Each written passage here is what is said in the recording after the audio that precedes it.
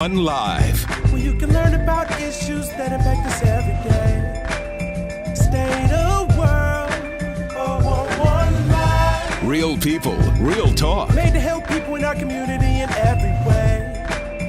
Boy, your girl, 411 Live. Identifying male victims of sex trafficking is a real challenge because most of them don't want to talk about it, and it is understandable. Traffickers control their victims with force, fraud, or deception. Hello, I'm Beverly Taylor, and this is the 411 Live, Real People, Real Talk. What we try to do is expand the discussion and the awareness about human trafficking, specifically sex trafficking. We have done a multitude of video podcasts. We're in our second season, so I invite you to look at our previous ones because there is a wealth of information. We have had some wonderful guests, and I include these guests in that. We have 3 fantastic guests joining me today, and we are talking about how do men and boys handle sexual abuse and heal. You can already tell this is a dynamic discussion.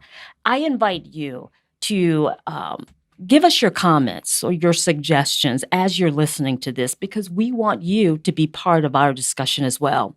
Let me introduce you to my guests. We have Sean Muhammad, Executive Director, Co-Executive Director, I should say, of ASHA. Welcome to you. Thank you. And we have Sam Alford, who is a community organizer, a writer, and a poet. Thank you. I got some of them, You got right? it right. And we also have Khalil Borum, who is a licensed professional counselor. And welcome to you. Thank you. As I said, this is a loaded discussion. Yeah. But it's one that really needs to be told and brought out. We have done, like I said, a multitude of podcasts. But although we mention that men are victims, we mention it. But the majority of the focus is on women. Right. We don't really talk about the men. So this is one reason why I'm really excited about this discussion. Absolutely. Because we talk about sex trafficking being hidden in plain sight. This is really hidden in plain sight. Absolutely. Because men don't want to talk about this. Right. Is that what you are seeing in your profession? Are you seeing a little bit more of the disclosure? Is it getting better? Well, I would say in my profession, I primarily conduct groups with men who have issues of anger, conflict resolution, acts of aggression, batters, intervention, things of that nature. So from time to time, I guess I could say it's increasing as far as men being willing to disclose that they were raped or molested, sexually assaulted. Yeah. I guess initially in my work with ASHA, I didn't get a lot of that. But as of late, I would say that it is increasing. Yeah, and we should mention you've been with ASHA for over 20 years. Yes, Okay, ma'am. so times are changing, maybe for the Absolutely. better Right. in that respect. With women, we can disclose to each other. Women can talk to each other about problems, issues, sexual assault or being a victim of sex trafficking. That's a heavy discussion that may take a while, but sooner or later, it usually comes out. Right. But for men, you don't have that kind of relationship that women do. Right. Am I right. correct on that? No, you're correct. A lot of males, especially young men, they got a wall up, and they're not going to reveal any of that information. Mhm. So if they've been molested or sex trafficked or anything, that it goes on the other side of that wall. The appearance of being cool, I want to be a strong man. Right. Is the bigger thing for them. So they're not going to let anything that they may seem that's weak. Right. And revealing something like that will show a sign of maybe weakness to them. Right. So the best thing for them is to just try to be quiet about it. Throw it in the closet and let it stay there. Right.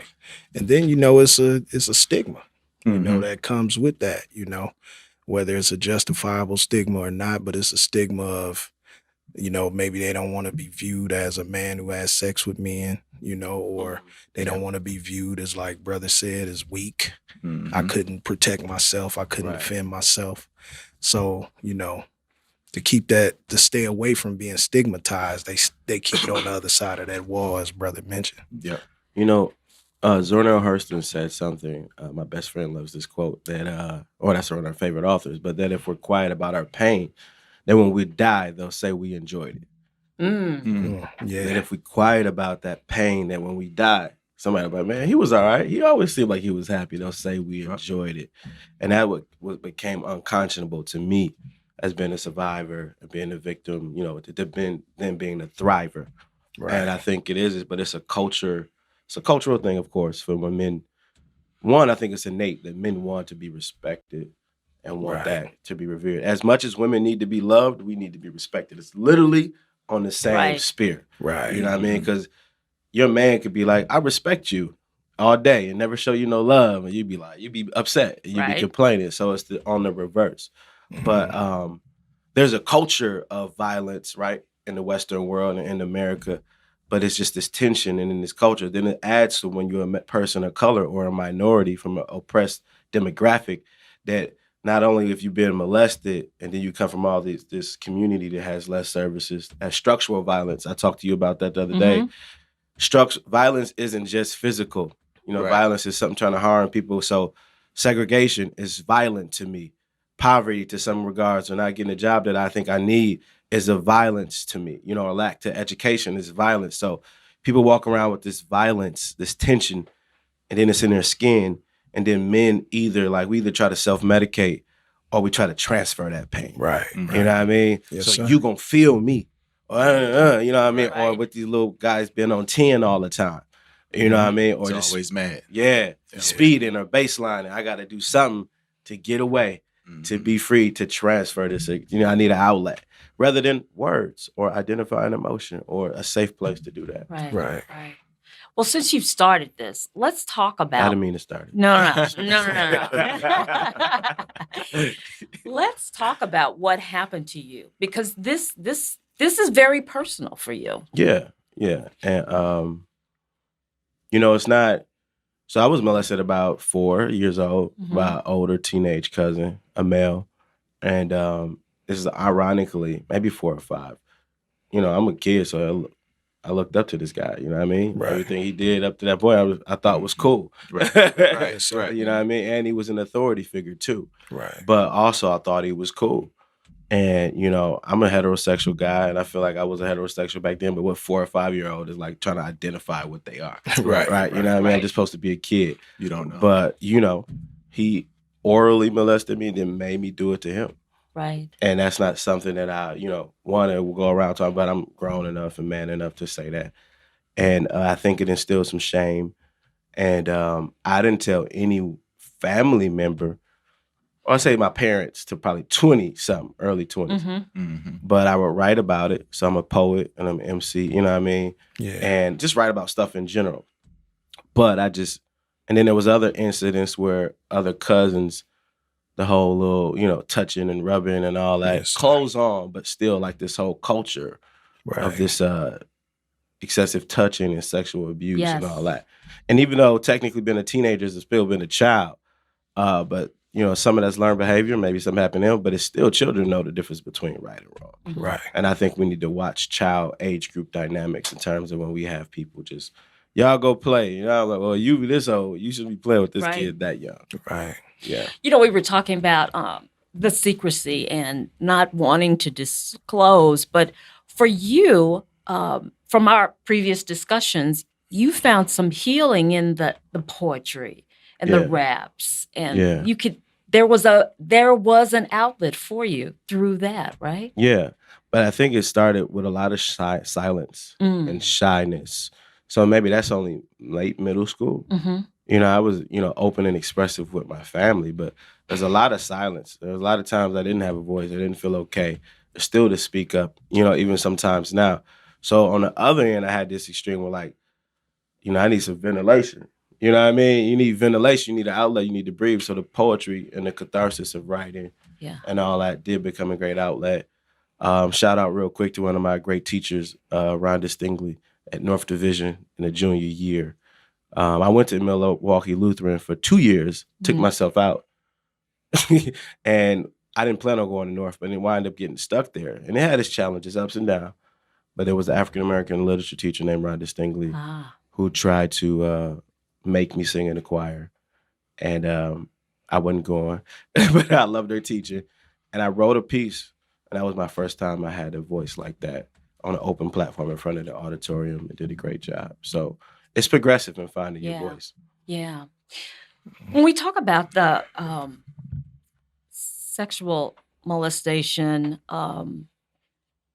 that makes, when I talk with women, when that happens to them at a very young age, that makes them very vulnerable to a sex trafficker. Right. Because he can pick up on that vulnerability.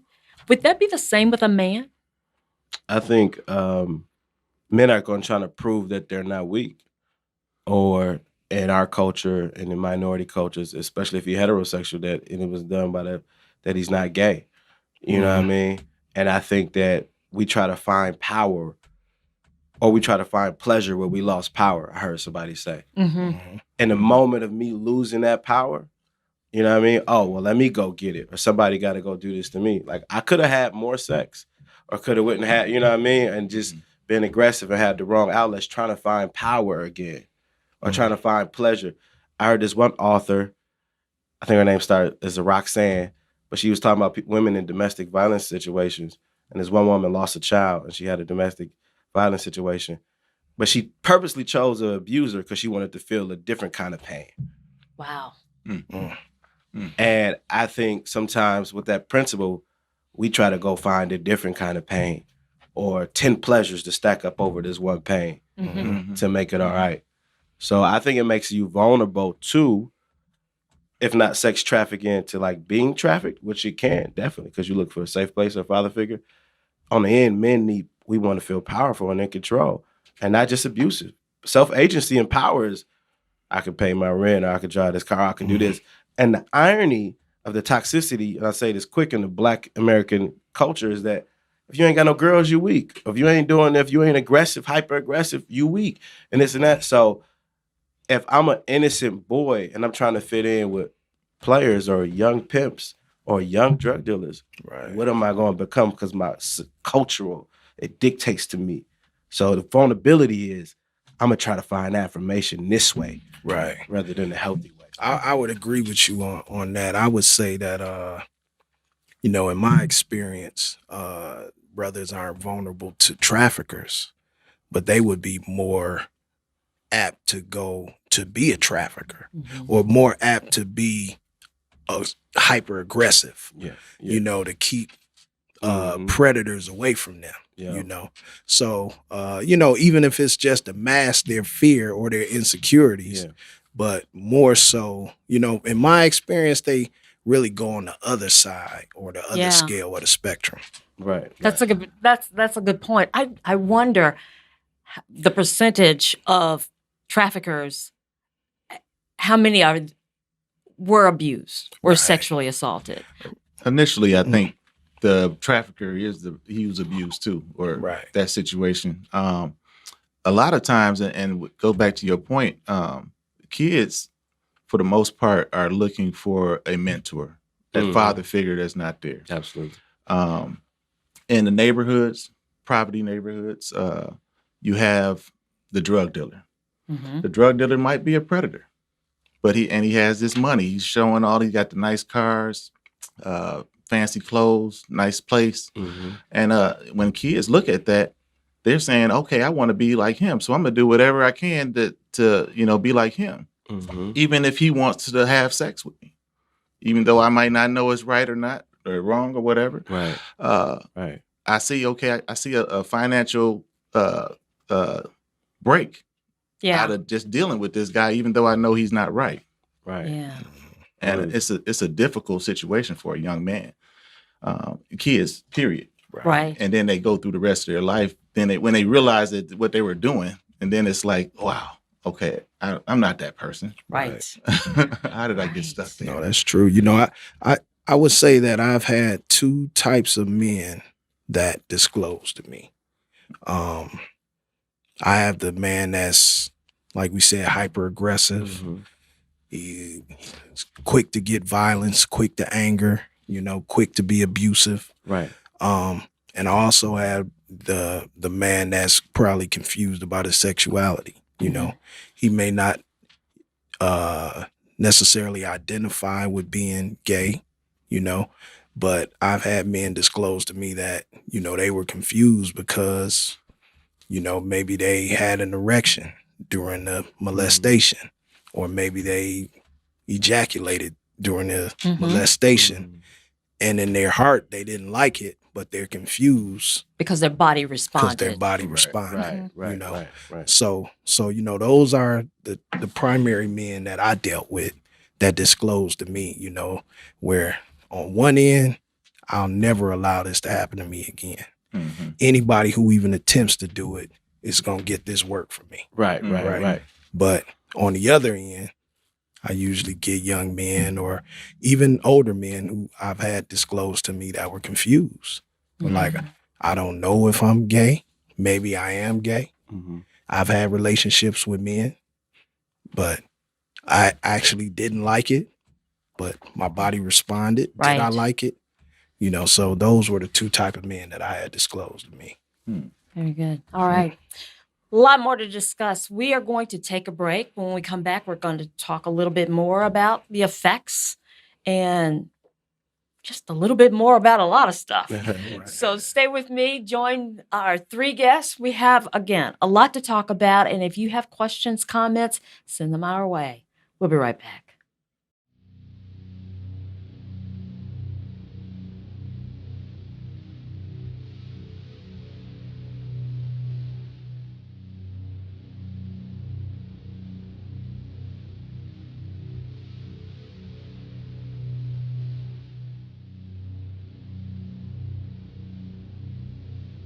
Human trafficking is a global issue that is happening locally.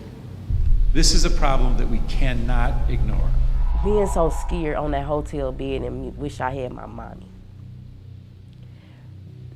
Going back into that feeling of, man, what am I getting myself into? She rests her head on the prison to which she's chained. I'm standing there and I can't move. I can't go nowhere, I'm stuck. Drug into this spider's web, and she can't untangle herself to freedom. Him telling me how pretty I am and what I can do to trick guys out of money and what I need to do and how much money I need to bring back, and him making me change into different lingeries to take pictures of me to put me on Craigslist. Now I'm a product to be sold. Beneath this ground we walk is a hell of movement in a forced direction.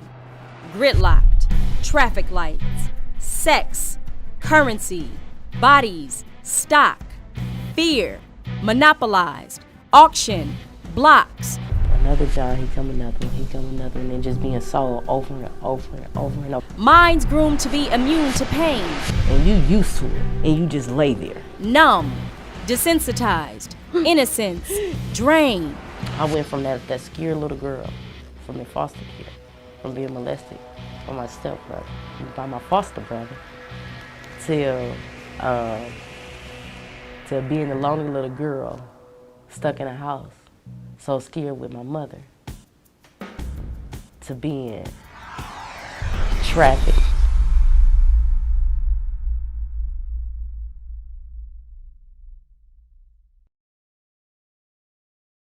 Welcome back to the 411 Live. Our topic today is how boys and men handle sexual abuse and heal.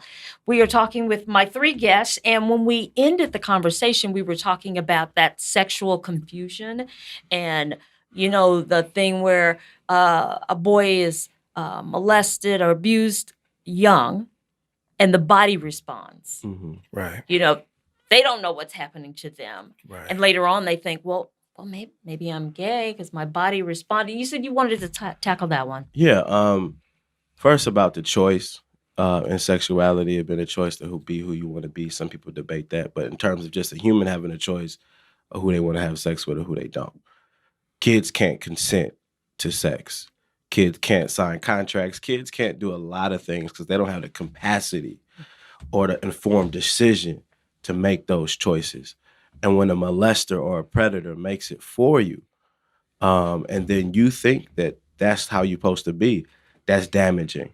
And then that's when sex become weaponized and to take somebody's power. Yes, sir. So for me, I was never homosexual, never thought I was. But in terms of me being a young boy, that's somebody else's sexual preference being weaponized against me. Right. And then I'm left to deal with the ramifications. Now, ironically, my abuser later in adult life said he became a homosexual man. And actually later on, I seen that he had AIDS. Living a whole nother city from me. I don't really know him like that. Ever since that, it's kind of been over. So it's not knocking hetero or homosexual or even making those judgments or calls. People can be what they want to be. But it's making a point of individual to have a choice and somebody else taking that choice against them. So I know that there's a lot of women and people watching who've been abused by males and men, and I empathize, and I don't excuse no abuser, male or female, white or black.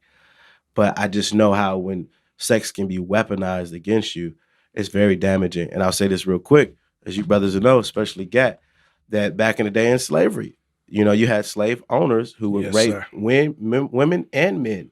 And they called it buck breaking. Yes, sir. Buck like cattle or like, male or female. And they would rape or molest black men to weaponize sex to break their spirits. Yes, sir. And take their power and agency from them. So especially when the two sexes preferences are different, but even if it's the same, even if you do like the sex that you having with the type of gender that you're dealing with, but it's just weapon, and the kids can't consent, and predatory behavior isn't right in any form. And the last piece is the biological thing that the body responds to. It's built, the nerves, it's like a machine. Yes, sir. And if a dog come and lick you and touch you the right way or wrong way and you sleep, your body's gonna respond. You know what I mean? So we're to inform our emotions, to inform our body or our biology, but think about all that generational trauma and that extra stuff pushed down. Yeah. And I just wanted to clear that up in terms of choice, consent, and just the history of sex being weaponized. Yes, sir. When we talk about secrecy, with women, and I've talked to many women who were sexually abused by a family member. It was an uncle, it was a cousin, it was a father. And for a boy, for this to happen, say a family member, I can see that don't tell anybody, you don't say anything, or if they do tell, it's what happens in this house stays in this house. Oh, yeah. Right. I could really see that as an issue with boys. A lot of times, what I've ran across was the family member was a big name, a strong member in the family. The kid is maybe expressing different things, but then the family members don't believe it. Yeah. It's happening a lot. And the kids, they may not know how to express it, articulate the language to what's going on. If you were 4 years old, you don't know how to say, okay, this guy is doing something to me. Right. He's touching me in an inappropriate way. You may think it's family member. This is the love. Right. And it's not. But it can be misinterpreted by a young mind. Right. Yeah. You're naive. You don't know better. Right.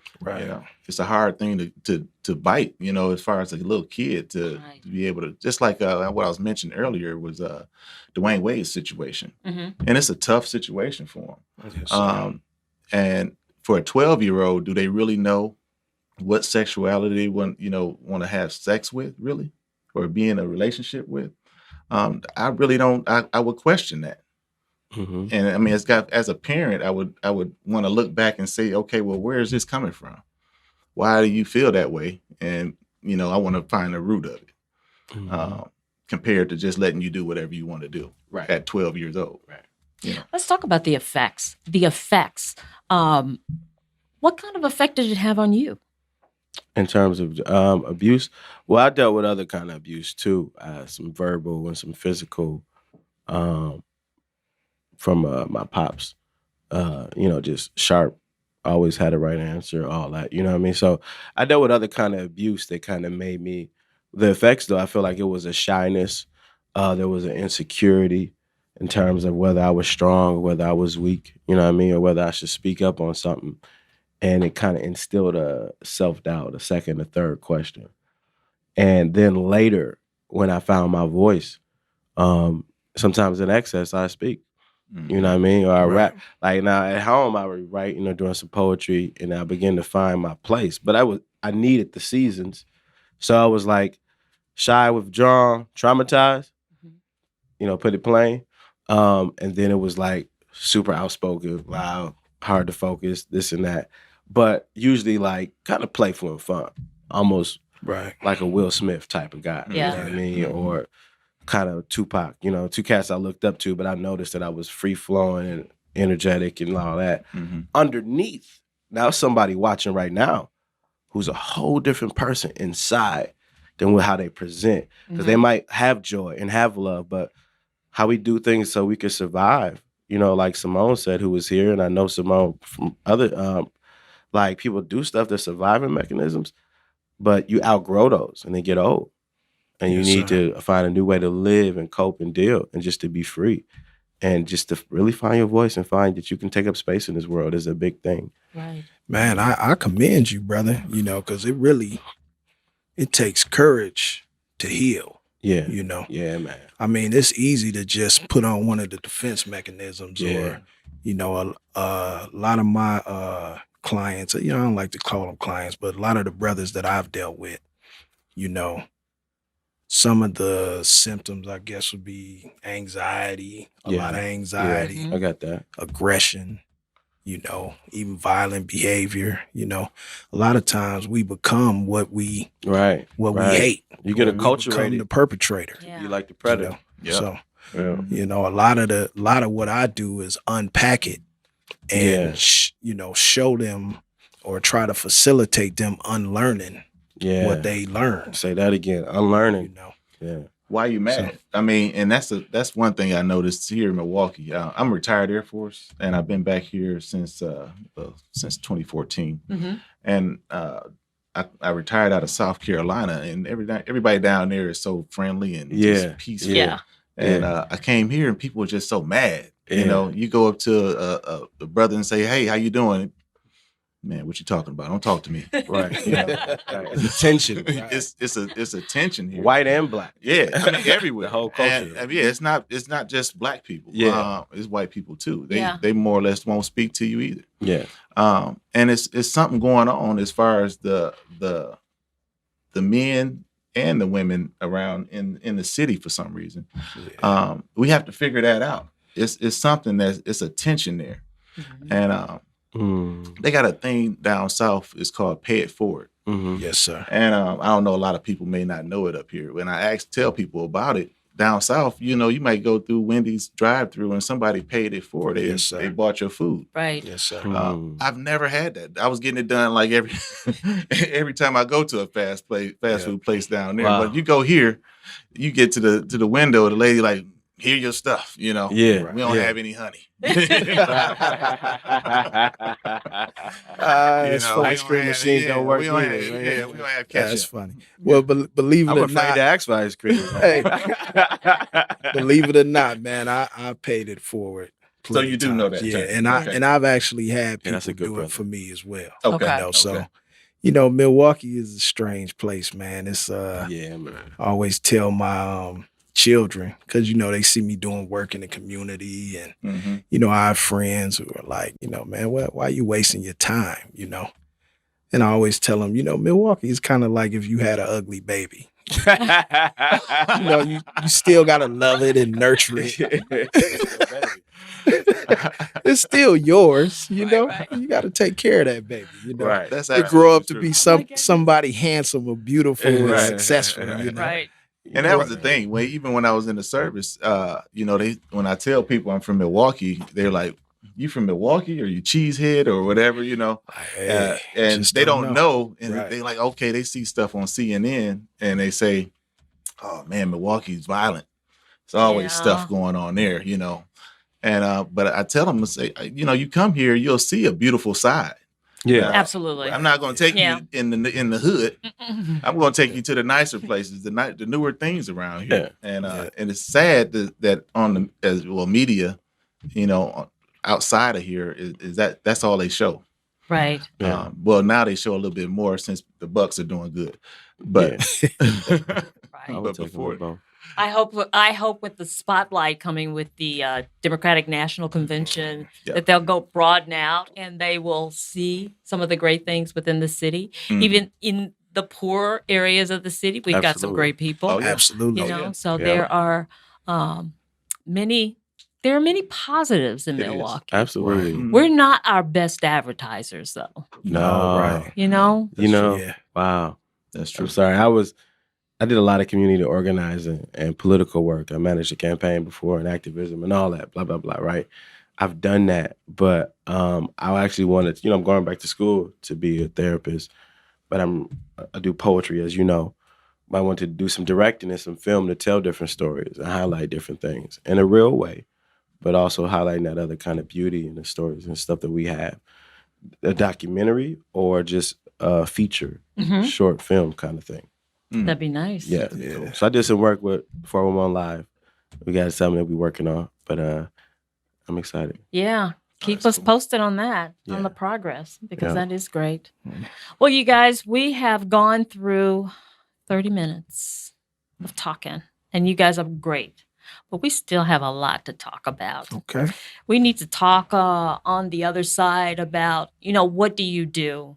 Okay, you've been abused. Okay, you're an adult and you're dealing with this stuff back here that you need to bring it up to the front, confront it, do what you need to do to move forward in a really positive, constructive way. Right. So we need to talk about that a little bit too. So we're going to come back for part 2 if you guys will stay.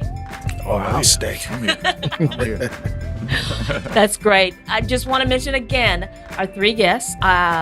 Look at my notes so I get the titles all right. Sean Muhammad, co-executive director of ASHA, and Al Afford, and he is the community organizer. He's the poet and the Sam. writer.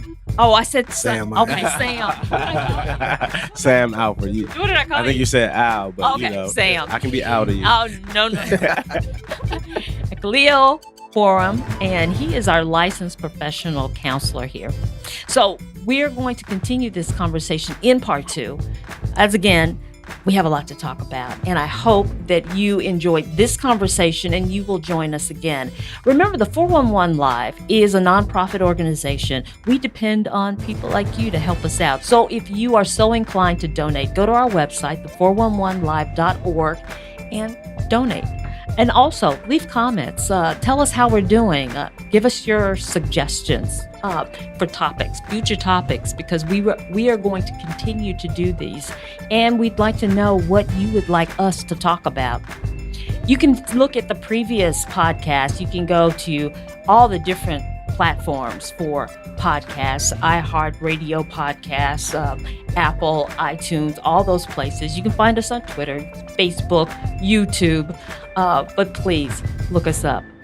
We enjoy you. We enjoy what you say to us. We read it. So thank you, and keep that coming.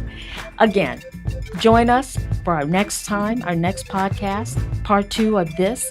In the meantime, this is the 411 Live. Real people, real talk. I'm Beverly Taylor.